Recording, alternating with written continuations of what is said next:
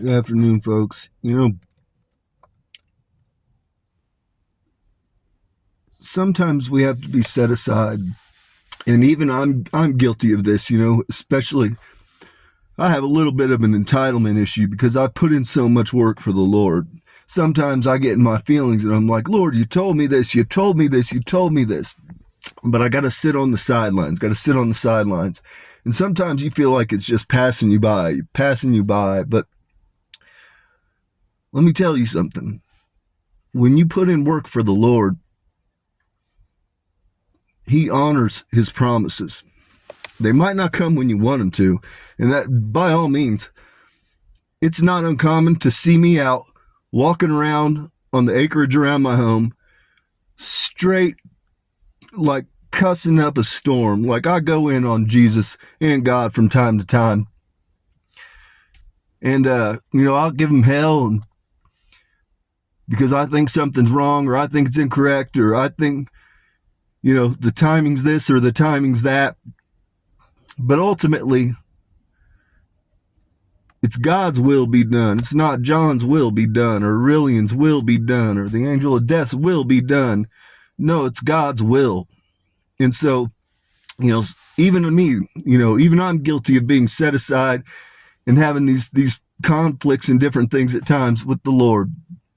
And so I want you all to understand that, man. Nobody's exempt from this. Everybody gets the tests, the trials, the tribulations, the hurdles you've got to overcome. I mean, that's what this is. When you ascend, that's what this is. When you have a spiritual awakening, that's what this is. You have to be set aside sometimes so that the path may be prepared for you, because the path's not ready. The people aren't in place. Sometimes you've got to be shown things. Like that's what happened to me recently. I had to be shown things. I had to be shown who was on my team. I had to be shown who was working against me. Because in order for where I'm going, I can't take them with me. I can't carry that with me. It's not because I didn't want that for them. They didn't want that for themselves. And so I had to be shown it. And then you have to make the decision, well, do I want to stay here with these miserable fucks, or do I want to go to greener pastures? Well, I made the decision I'm going to go to greener pastures, to each his own. But I don't know anybody anything. The only person that I care anything about walking this earth, frankly, are my children, my sons. I don't care about anybody else really walking this earthly plane. Yeah, I mean, I care about them in a genuine, caring manner, but the reality, the people that really have my true care and concern are my children. And so, I just want people to understand nobody's exempt from this stuff, man. Even God's 5-star general has to go through fuckery. That's no other way to say it. There's tests, there's fuckery involved. You get set aside. Right now, I'm on an ankle monitor for 6 months to a year because Uncle Sam decided I need to be watched. It is what it is. It's not what I want to do. I'd love to just hop in my car and just take off and drive across country and come meet all of you. That's what I'd love nothing more to do. Come meet all of you. But again, I've been set aside because it's not yet my time to walk.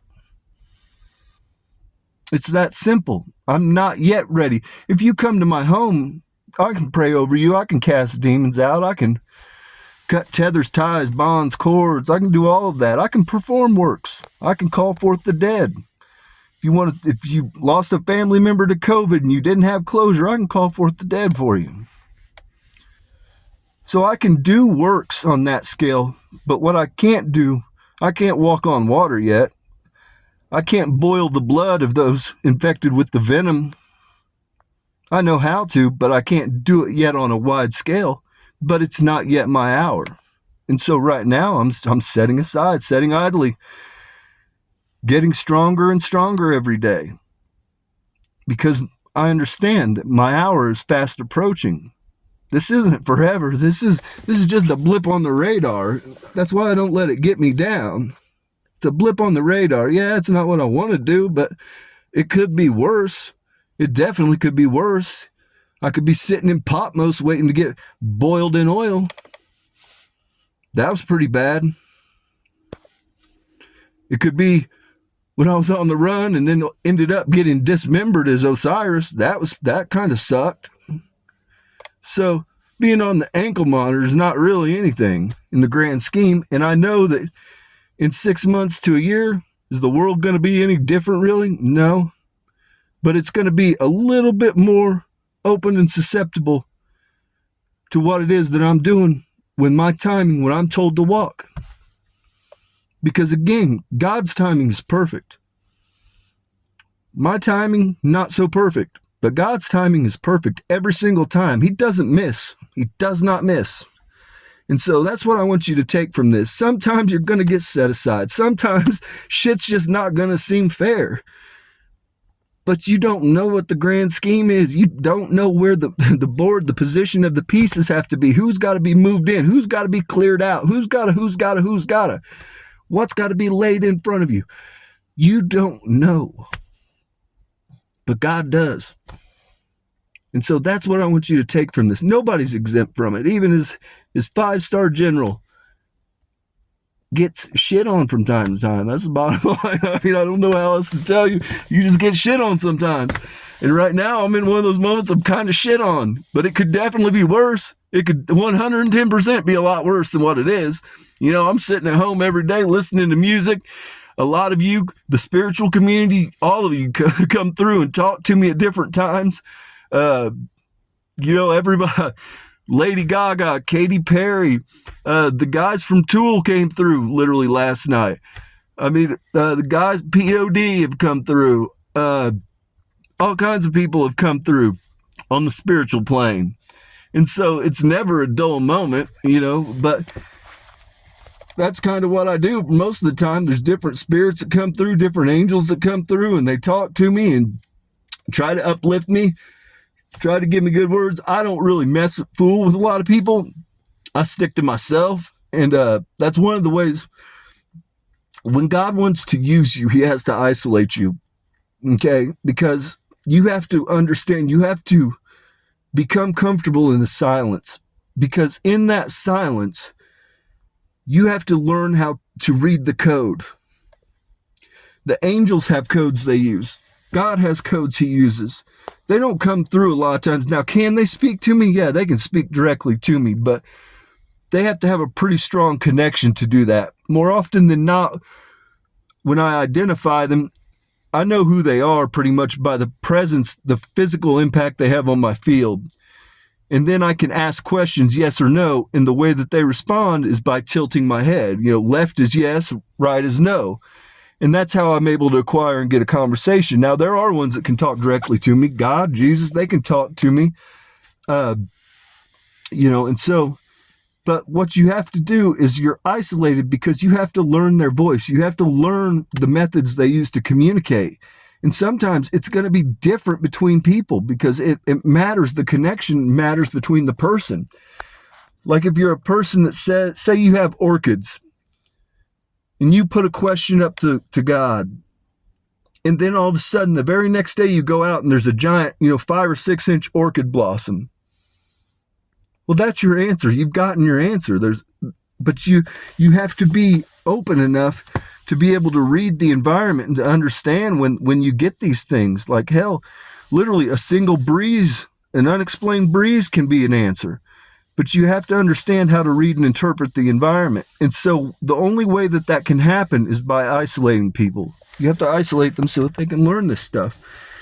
And the Lord, you have to learn his voice. You have to learn the patterns that they use. Everything's patterns. Everything's synchronicity and patterns. And so, that's kind of the gist of it. That's the moral of the story today is when you're set aside or you're isolated, it's just because you don't know where things are going. You don't know what's happening. You don't know, but there's something you've needed to have clarity made in your life and you need to have a way paved. And it's just that simple. It's not that God's working against you, and he's going to do this to his most loyal servants. His most loyal servants will face this at some time. They'll be set aside for some reason, and they'll say, oh man, I was loyal. I was your worker, Lord. I was your worker. I was out there doing everything I was supposed to do. don't take it to heart. Don't take it to heart, because he's doing something better. He's making a new way for you, or he wants you isolated. He had to get those people out of your life so that you could learn how to hear his voice and interpret his word. It's that simple. It's that simple. So with that, I'll leave you with that message. Do not be disheartened. The Lord keeps his promises. He will not fail you. If you live honorably and you live righteously, he will not fail you. He will deliver. And it's not going to be on your time frame. It'll be on his, but he will deliver. With that, peace and blessings be upon your home. Y'all have a great day. Don't let these assholes dim your shine. Don't let them, there's all kinds of fuckery in the world right now. Do not let these assholes dim your shine. Get out there and shine bright, man. Be a lighthouse in the darkness so that the souls might find you.